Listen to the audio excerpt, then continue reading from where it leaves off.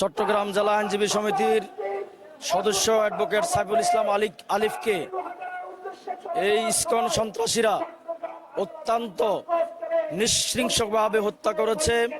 তার গর্দানে অস্ত্র দিয়ে কোপ দিয়েছে, পিঠে কোপ দিয়েছে, তাকে অত্যন্ত নিষ্ঠুরভাবে হত্যা করেছে।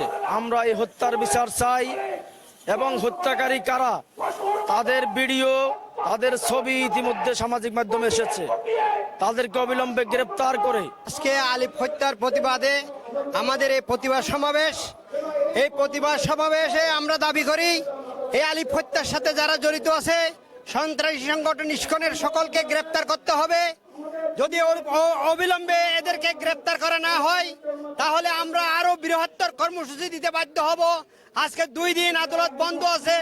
আমরা যদি এই খুনিদের গ্রেপ্তার করা না হয় এবং ইসকনকে নিষিদ্ধ করা না হয় আরো বৃহত্তর সন্ত্রাসীরা নির্মমভাবে কুপিয়ে কুপিয়ে হত্যা করার প্রতিবাদে আজকে আমরা এখানে বাংলাদেশ জাতীয়তাবাদী আইনজীবী ফোরাম চট্টগ্রাম আমরা বিক্ষোভ সমাবেশ করছি।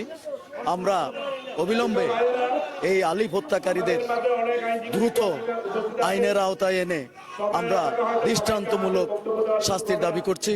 আমরা চাই কোনো সন্ত্রাসী গোষ্ঠী এবং কোনো সুযোগ সন্ধানী কোনো ফ্যাসিস্ট যাতে আর কখনো এই ধরনের নৈরাজ্য সৃষ্টি করে বর্তমান সরকারকে অস্থিতিশীল অবস্থায় ফেলতে না পারে।